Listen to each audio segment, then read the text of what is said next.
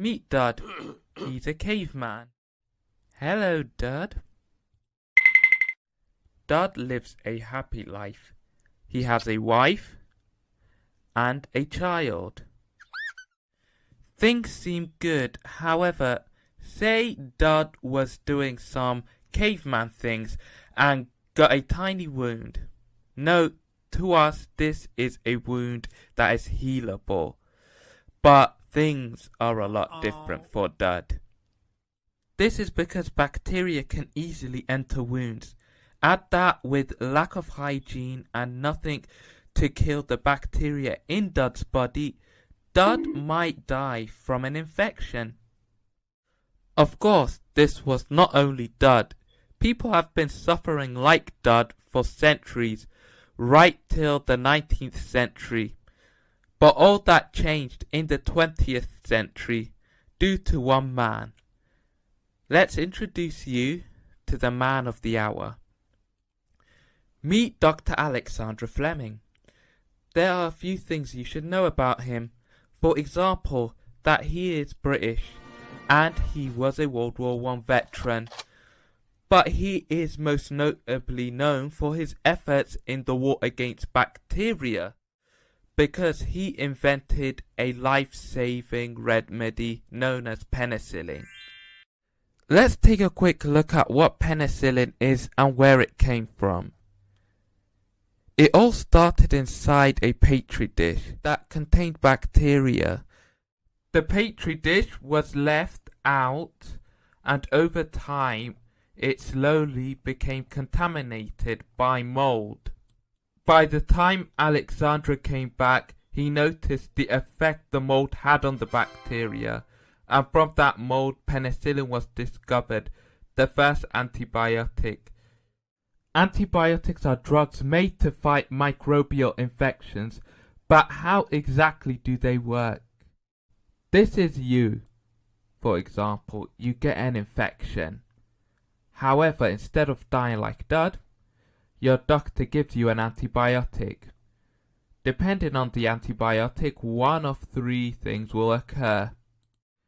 It could attack the cell wall or membrane that surrounds the cell bacteria, or the machineries that make the nucleic acid, DNA or RNA, or the machinery that produces proteins, the ribosome and the associate proteins.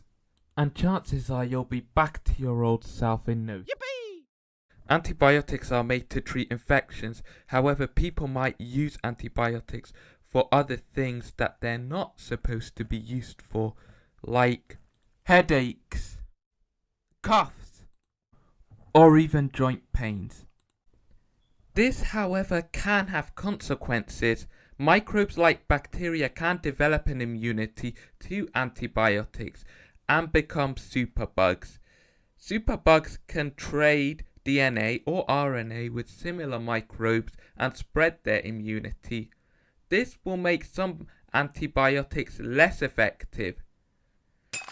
This phenomena is known as antibiotic resistance.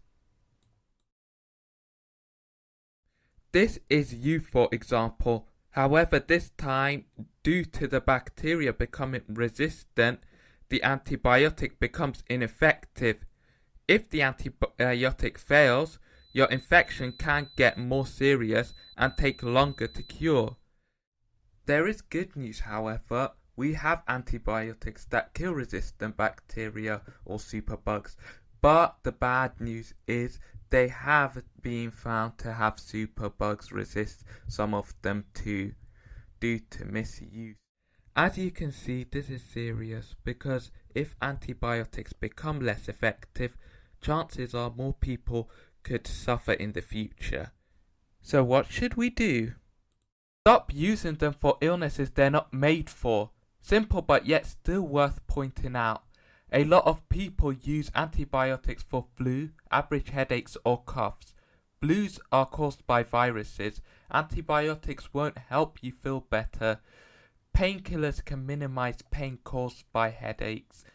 Drinking water can moisten up your throat. Stop overfeeding animals with them. Meat production has its fair share of antibiotics abuse too. To prevent animals from getting sick, antibiotics are administered into their diet. However, they are overfed with antibiotics, and because of this, their meat might contain superbugs, which is risky to us all. Finally, another good way to spread awareness is sharing information. The more people who are aware of the issue, the more we can do about preventing antibiotics resistance. Conclusion: antibiotics are a life-saving weapon against bacteria. However, if we want to keep them strong, we must use them with care so they stay effective for everyone. Antibiotics are a last resort drug. Let's keep them that way. For our medical pioneer Alexandra Fleming, he won the Nobel Peace Prize for Physiology and Medicine in 1945 and died a decade later at home.